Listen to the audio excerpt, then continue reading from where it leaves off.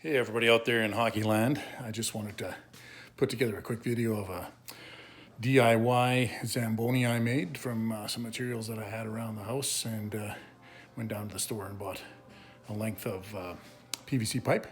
So anyway, I'll just give you a little walk around here, and then we'll put together a second part of the video here that will show it in action on the backyard rink. So stay tuned here, and we'll just go around and have a look at things here. Hang on now. Okay, so you can see I got the towel on there and so forth, but look around this side, you can see that I made this thing with a wagon, a garden cart, and a rain barrel, and then you can see here the PVC piping in the back, and of course I got some grommets in a little towel here, some hooks in the PVC pipe. Down here you can see where the little jerry rig of holding up the flooding apparatus here while it's not in use.